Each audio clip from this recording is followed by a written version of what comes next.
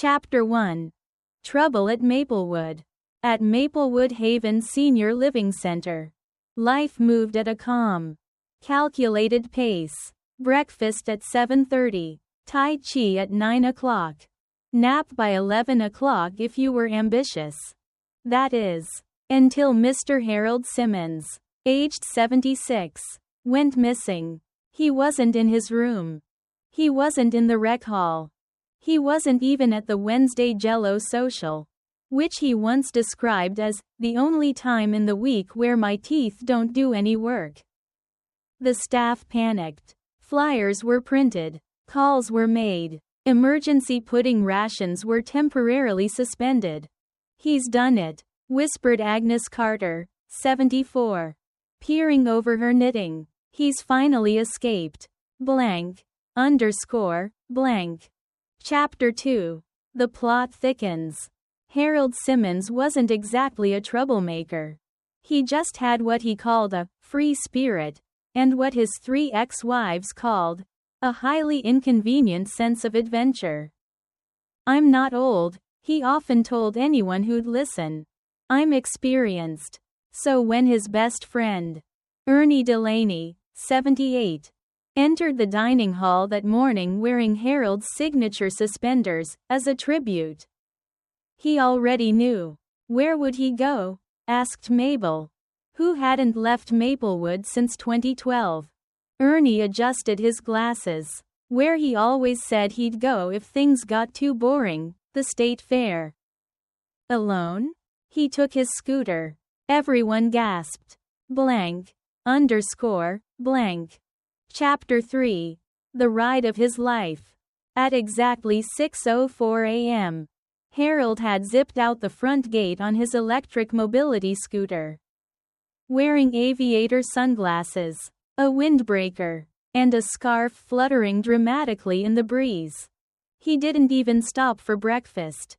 Just muttered, "I need deep-fried Twinkies and a goat-petting experience," and sped off. The journey was glorious and slow. The scooter maxed out at 8 miles per hour. He stopped twice, once for coffee, once to argue with a squirrel blocking his path. By noon, Harold was cruising into the Midtown State Fair, honking cheerfully at confused passers-by. He had escaped. Blank. Underscore. Blank. Chapter 4. A dangerous plan. Back at Maplewood, Ernie was forming a plan. "We can't let Harold have all the fun," he said. "What are you suggesting?" Agnes asked, eyes twinkling. "A rescue mission. Or a reunion. Depending on how you look at it." "I'm in," said Betsy Lou, 70, who had a cane with flames painted on it. "He owes me $10 from bingo night." Within an hour, the group had borrowed a minivan from the staff parking lot. Mabel knew where the spare keys were. Packed applesauce, extra meds, and Harold's emergency teeth. They left behind a note. "Gone after Harold. Be back by pudding time. Maybe. Blank. Underscore. Blank." Chapter 5.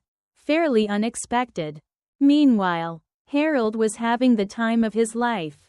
He rode the Ferris wheel, with assistance, bought a giant corn dog, soft enough for seniors, and beat a 9-year-old at a ring toss.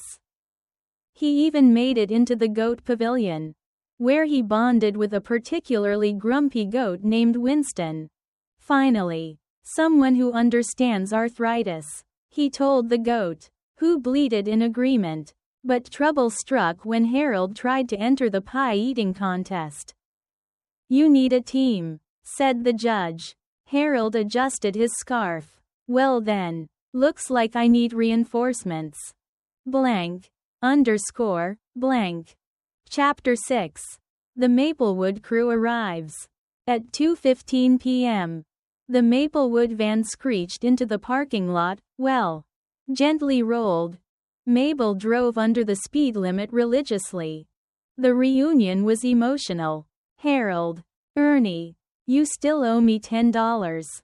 They hugged, laughed, and immediately signed up for the pie eating contest as Team Wrinkle and Crust. They didn't win, but they made headlines in the local newspaper under "Senior Citizens Eat Pie, Win Hearts." Winston the goat watched from the sidelines, chewing thoughtfully.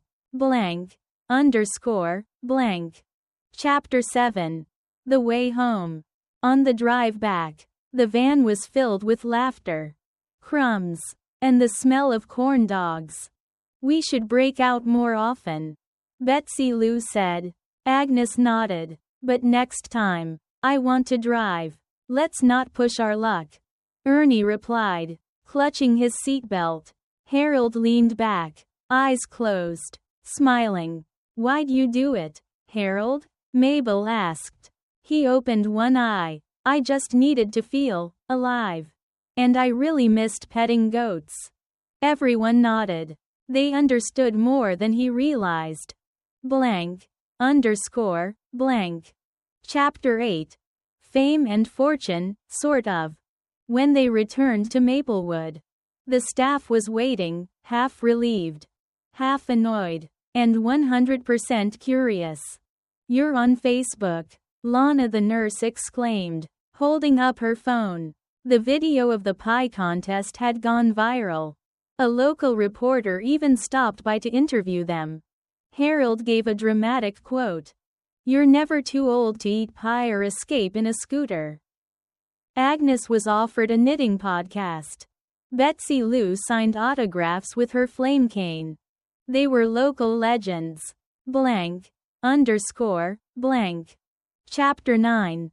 Back to routine. Almost. Life at Maplewood returned to normal, more or less.